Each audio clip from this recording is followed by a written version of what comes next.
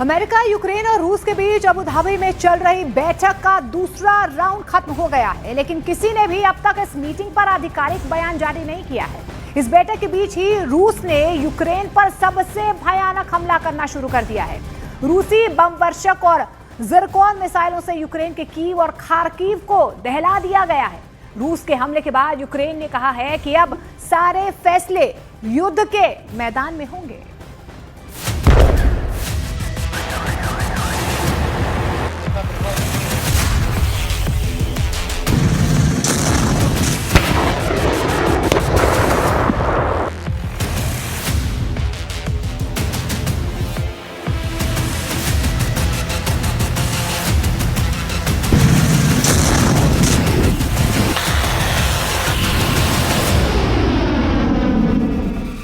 ये रूस के बम वर्षकों के बारूदी ट्रेलर हैं।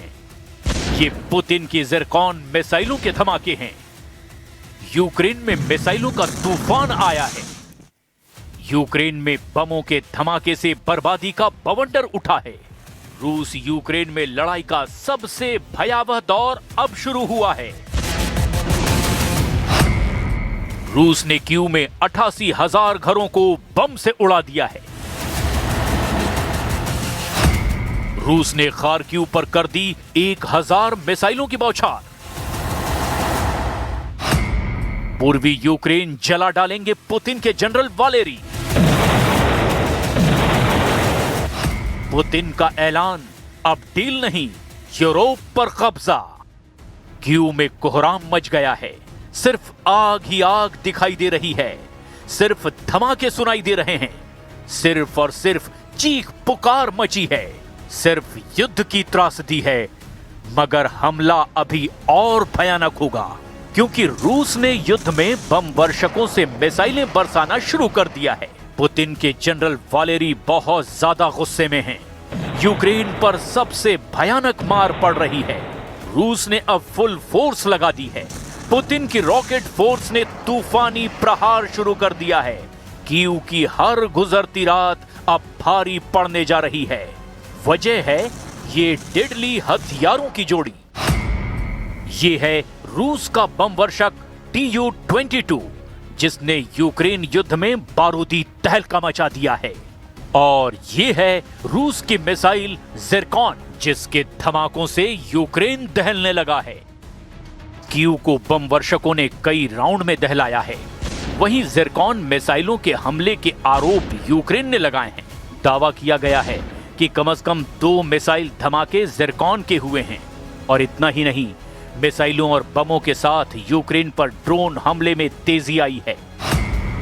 कीव के पश्चिम में मकारिव सब स्टेशन को Tu-22 बॉम्बर से लॉन्च की गई Kh-22 मिसाइलों ने तहस नहस कर डाला है। रूस जितनी बेरहमी से कीव को कुचल रहा है, उतनी ही ताकत खार्किव में झोंक दी है। खार्किव में ड्रोन से भयानक हमले हो रहे हैं। यूक्रेन सिक्योरिटी फोर्स ने बताया कि रूस के ड्रोन बम अस्पताल और स्कूलों पर बरस रहे हैं।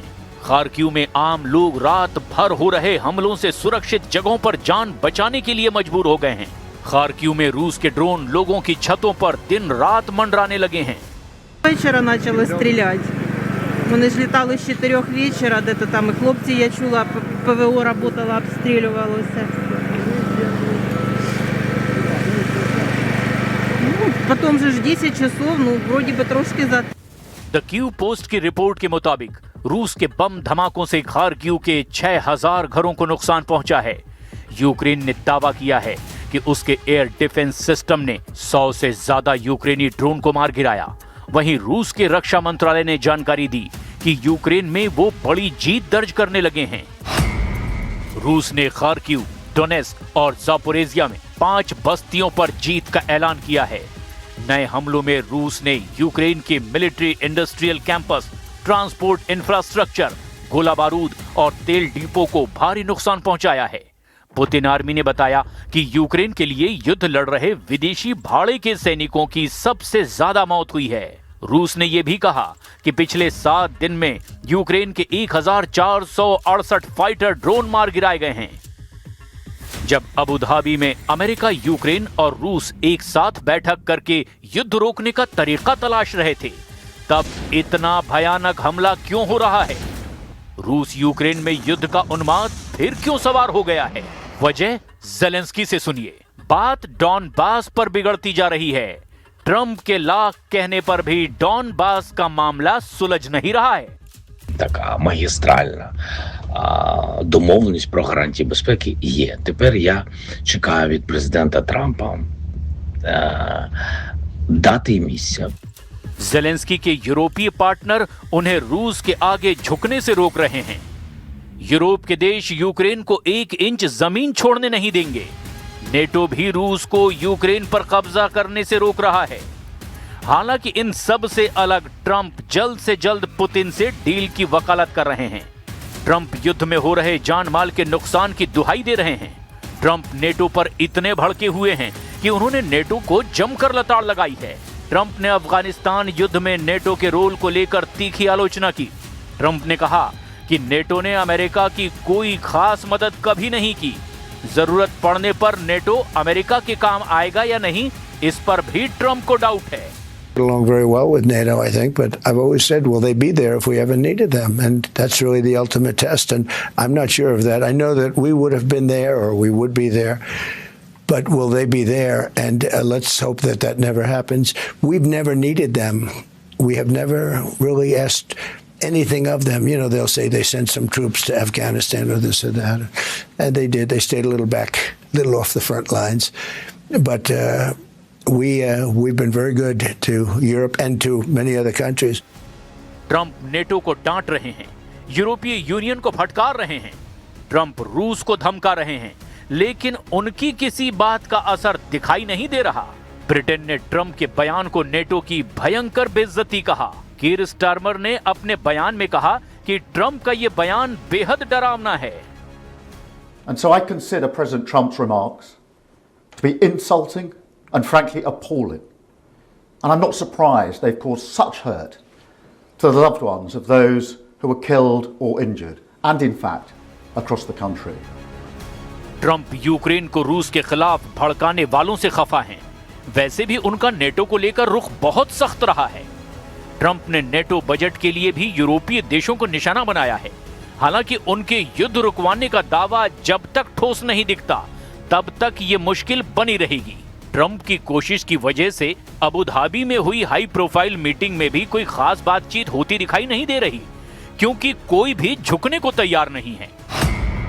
यूक्रेन के डॉनबास रीजन में फिलहाल 80% इलाके पर रूस का कब्जा है। वहीं यूक्रेन के पास डॉनबास का अब बस 20% इलाका ही बचा है।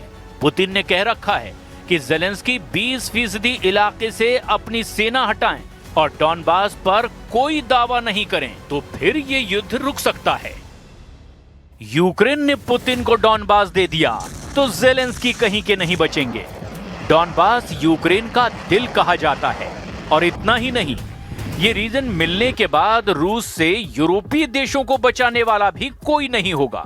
इसीलिए यूरोप डॉनबास की सौदेबाजी करने को तैयार नहीं है। हालांकि यूरोप और नेटो के पास ज्यादा दिन तक इस डील को रोक पाने का वक्त भी नहीं है, क्योंकि जैसे जैसे 5 फरवरी की तारीख करीब आती जा रही है, कई देश सबसे खतरनाक मोड़ के करीब पहुंचने जा रहे हैं। इसी तारीख को तय होगा ये दुनिया सुरक्षित रहेगी या नहीं, क्योंकि ट्रंप पुतिन को 5 फरवरी को यह फैसला लेना है। फैसला ये कि एटम बम फटेंगे या नहीं, फैसला ये कि एटम बम बनेंगे या नहीं, जिसके बाद तय होगा यूक्रेन का क्या होगा। इसके बाद तय होगा कि यूरोप का क्या होगा। अगर ट्रंप और पुतिन में बात नहीं बनती तो फिर क्या होगा। अमेरिका और रूस के बीच 5 फरवरी 2026 को स्ट्रेटेजिक आर्म्स रिडक्शन ट्रीटी यानी कि स्टार्ट खत्म हो रही है। स्टार्ट संधि परमाणु हथियारों पर ब्रेक लगाने का अंतर्राष्ट्रीय समझौता है, जिसके तहत अमेरिका और रूस 1550 एटमी वॉरहेड से ज्यादा की तैनाती नहीं कर सकते थे। मिसाइलों, पनडुब्बियों और बम वर्षकों पर 700 से ज्यादा एटम बम की तैनाती भी नहीं हो सकती थी। पहले ये समझौता साल 2021 में खत्म होने वाला था, लेकिन इसे तब आगे बढ़ा दिया गया। लेकिन 5 फरवरी के बाद स्टार्ट के आगे बढ़ने के कोई आसार नहीं दिखाई दे रहे, क्योंकि पुतिन ने 2023 में ही स्टार्ट से खुद को अलग कर लिया है। मतलब अब एटमी हथियारों को बनाने और उन्हें युद्ध के मैदान में आजमाने से किसी को कोई रोकने वाला नहीं होगा। रूस के रुख से साफ है कि वो अपनी एटमी हथियारों को ज्यादा घातक बनाएगा। पुतिन के पास पहले से ज्यादा एटम बम हैं। ट्रंप ने भी एटमी रेस में शामिल होने के सिग्नल दे दिए हैं। अमेरिका रेस में रूस से टक्कर भी ले सकता है, लेकिन यूरोपीय देशों के पास पुतिन जैसी पावर नहीं है, इसीलिए उनका फ्यूचर डार्क हो सकता है।